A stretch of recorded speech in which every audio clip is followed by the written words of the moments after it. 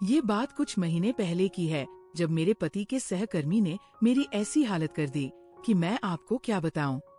मेरे पति ऑफिस के काम से लगातार बाहर रहते थे। उनका एक सहकर्मी हमारे मोहल्ले में ही रहता था। मेरे पति ने उसे घर पर बुलाया था और मुझसे मिलवाया था और उसे कहा था कि अगर राहुल को कभी जरूरत पड़े तो अपनी बीवी की मदद कर देना और दुकान से सामान लाकर पहुंचा देना। वो सहकर्मी बहुत मददगार था। जरूरत पड़ने पर हमारे घर का छोटा मोटा काम भी निपटा दिया करता था। दोस्तों, अगर आपको स्टोरी इतनी अच्छी लग रही है तो सबसे पहले वीडियो को लाइक करें और चैनल को सब्सक्राइब जरूर कर लें। एक बार लाइक और सब्सक्राइब कर लीजिए। फिर आगे बढ़ते हैं स्टोरी में। एक शाम जब मेरे पति शहर से बाहर थे, उसका सहकर्मी, जो हमेशा मुझे ऐसे निहारता था जैसे उसने कभी मेरी तरह हसीन औरत नहीं देखी हो। मेरा नाम रिया है। मेरी उम्र 26 साल है। मैं आपको अपनी पर बीती कहानी सुनाने जा रही हूँ। एक शाम की बात है, उसने मेरे घर की घंटी बजाई। मैं पहले से ही समझ चुकी थी, क्योंकि उसकी आंखें हमेशा मुझ पर टिकी रहती थी। वैसे भी वह मेरे पति से ज्यादा आकर्षक था और मेरा मन भी उसकी ओर खींचता था। घंटी बजी तो मैंने पूछा, कौन है मिलूंगो के? बाहर से आवाज आई, भाभी जी, मैं राहुल हूँ। आवाज सुनते ही मेरी सांसें तेज हो गई। उसने पहली बार मुझे भाभी जी कहा था और उसका लहजा कुछ अलग सा था, जैसे वो कहकर कुछ और इशारा कर रहा हो।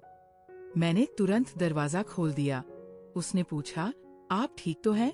मैंने धीमे से कहा, मेद यही दर्द है। राहुल ने मुस्कुराते हुए जवाब दिया, अगर आप कहें तो मैं मालिश कर दूं, दर्द तुरंत आराम हो जाएगा। उसकी बात सुनकर मेरी सांस रुक सी गई। मैं समझ गई थी वो असल में क्या कहना चाहता है, लेकिन मेरा भी मन उसी राह पर था। मैंने बस हल्का सा सिर हिलाया और वो अंदर चला आया। मैं सोफे पर लेट गई। उसने तेल लिया और हाथों पर लगाया और मेरे पास आ बैठा। उसका बदन मेरे इतना नजदीक था। उसकी एक उंगली मेरी गर्दन को छू रही थी। जैसे ही उसने मेरी पीठ पर तेल लगाना शुरू किया, मेरी सांसें और तेज हो गई। उसकी उंगलियों का वो स्पर्श सीधे दिल को छू रहा था, कभी हल्का दबाता, कभी गहरा। मैंने आंखें बंद कर ली और होंठ दबाने लगी। राहुल धीरे से बोला, भाभी जी, लगता है तेल असर कर रहा है।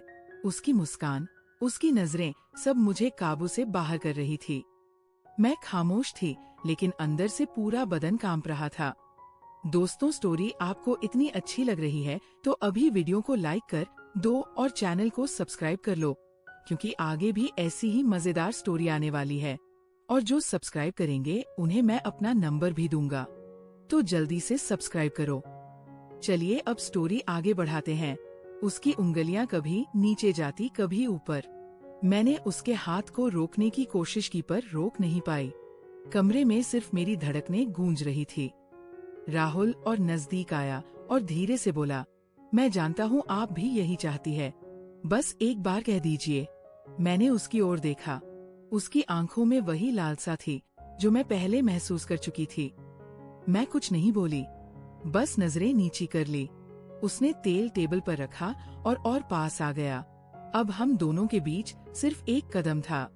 मेरी उंगलियां उसके हाथ से टकराई और मुझे लगा जैसे बिजली का झटका लगा हो। मैंने धीरे से कहा, राहुल। उसने हंसते हुए जवाब दिया, बस भाभी जी, अब समझ गया। कमरे की हवा गर्म हो गई। दरवाजा लॉक था। पति बाहर था। मैं और राहुल एक ऐसे मुकाम पर थे जहां वापसी मुश्किल थी। राहुल मेरी आंखों में सीधे देखने लगा। उसकी नजरें जैसे पूरा बदन नाप रही हो। मैं चुप थी, बस होंठ काटती रही। उसने धीरे से कहा, भाभी जी, आप कुछ बोलती क्यों नहीं? आपके चेहरे पर सब साफ है। मुझे संभलना मुश्किल हो रहा था। मेरा दिल जोरों से धड़क रहा था। मैंने खुद को काबू किया और उसकी तरफ मुड़ी। वह धीरे से और करीब आया। उसके हाथ मेरी कमर पर ठहर गए। मैं एक पल सख्त हो गई, पर अगले पल मैंने आंखें बंद कर ली, जैसे मैं भी तैयार थी। राहुल धीमी आवाज में बोला, अभी दर्द कम करना है या और बढ़ाना है? मेरे होठों पर हल्की मुस्कान आई, लेकिन मैं चुप रही। उसकी आवाज, उसकी सांसें सब मेरे अंदर घूम रही थी। कमरे में सिर्फ लैंप की मध्यम रोशनी थी। उस रोशनी में उसका चेहरा और साफ दिख रहा था। मैं उसकी हर हरकत महसूस कर रही थी। जब उसने दोनों हाथ मेरी कमर पर रखे तो मैंने सांस अंदर खींची। मैंने धीरे से कहा, राहुल, और उसने बिना रुके जवाब दिया, बस भाभी जी, मैं तो आपके लिए ही आया हूँ। मुझे लगा अरमया जैसे सब कुछ थम गया हो। उसका हाथ धीरे धीरे नीचे की ओर बढ़ रहा था और मेरा बदन अपने आप ढीला पड़ रहा था। मैंने उसका हाथ पकड़कर रोकने की कोशिश की पर अंदर से रोक नहीं सकी। उसने अपना चेहरा इतना पास लाया कि मैं उसकी सांसें महसूस कर रही थी। मेरी आंखों के सामने सिर्फ उसका चेहरा था। उसकी मुस्कान जैसे कह रही हो, अब तुम मेरी हो। मैंने सर हल्का सा झुकाया और उस पल मैं खुद को रोक नहीं पाई।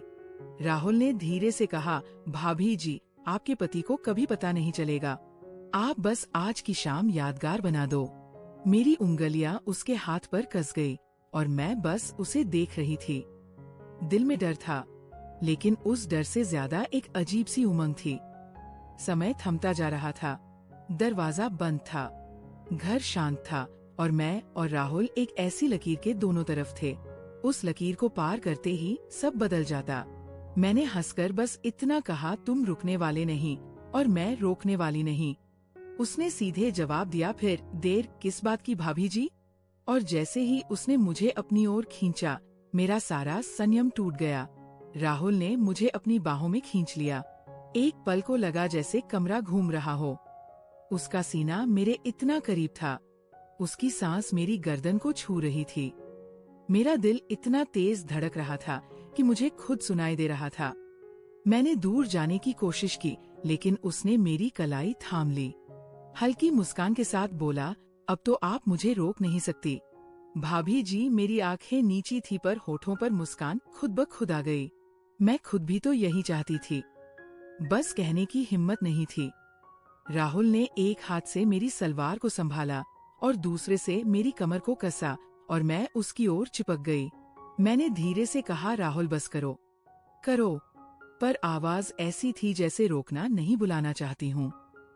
वो और करीब आया और मेरे कान में बोला, बस एक बार कह दो रुक जाऊंगा, वरना अब मैं नहीं रुकूंगा। मेरी सांसें और तेज हो गई।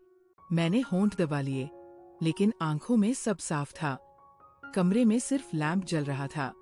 उसकी रोशनी में उसके चेहरे की हर लकीर साफ दिख रही थी। उसकी नजरें मेरी आंखों से होठों पर ठहर गई। मैंने मुड़कर उसे देखा और बस इतना कहा, तुम्हें समझाने के लिए मुझे बोलना नहीं पड़ता।